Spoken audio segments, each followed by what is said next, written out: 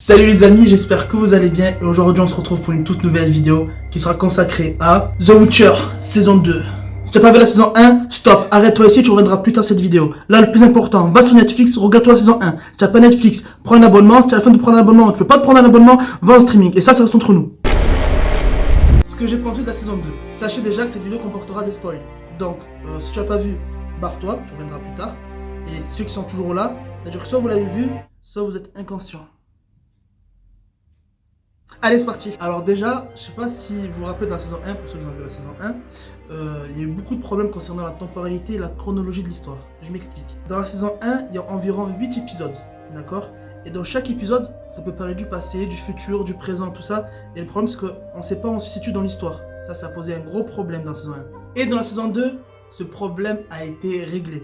Tout se passe dans une seule et même époque. Tout se suit. C'est parfait. Ok.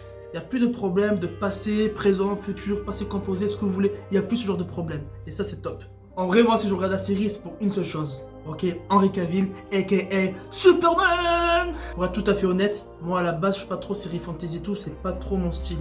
Mais là, The Witcher, il y a tout ce que j'aime dedans. En réalité, il y a quoi? Des mystères et compagnie. Il y a des monstres et des créatures à gogo. Il y a de la baston. Il y a du sang. Et là, au fur et à mesure que j'énumère tout ça, je suis en train de me rendre compte que j'ai un gros problème psychologique. En termes d'effets spéciaux, alors là, on est gâté.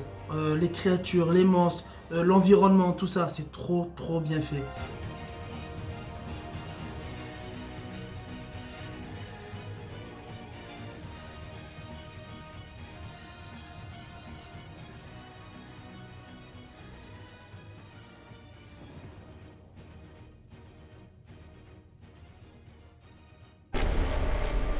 Là, on va parler de l'évolution des personnages. De la saison 1 à la saison 2, il y a beaucoup de personnages qui ont évolué d'une manière incroyable.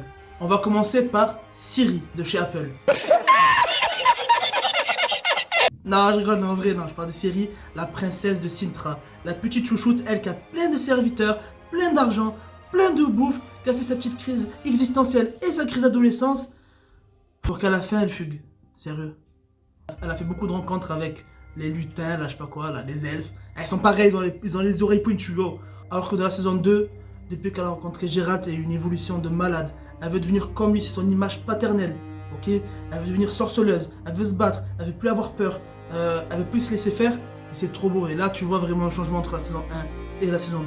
On voit que Ciri passe d'une princesse de Sintra qui avait fugué, tu vois, une petite princesse chétive, à une future sorceleuse, une future combattante. Et là, on va parler de Geralt. Alors lui aussi, Geralt de Rive, oh, magnifique, quoi. Dans la saison 1, le mec était insociable, il parlait avec personne, il s'attachait à personne, pas peur de souffrir, pas peur de les perdre.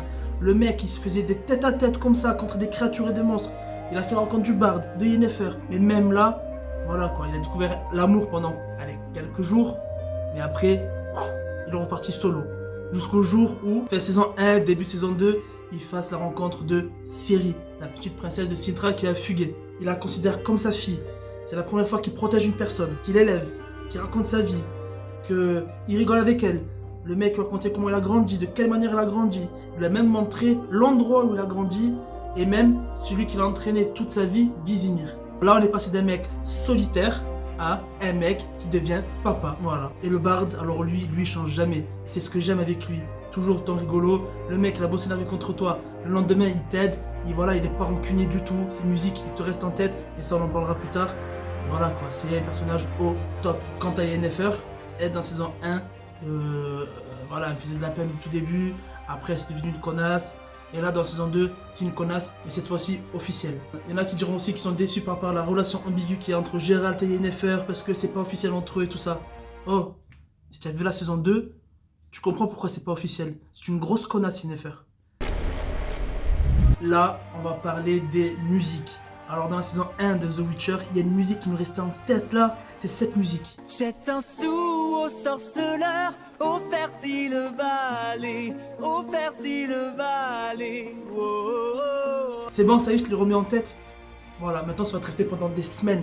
Et moi, c'est ce qui est arrivé quand j'ai regardé la saison 1 la première fois. Moi, je me suis dit peut-être que dans les autres saisons, une fois par saison, ils vont te mettre une musique voilà, qui va nous rester en tête et tout. Pas du tout. Pas du tout. Dans la saison 2, il y a une musique qui est bien, qui raconte la vie du barde et tout ça, la relation qu'il a eu avec Geralt.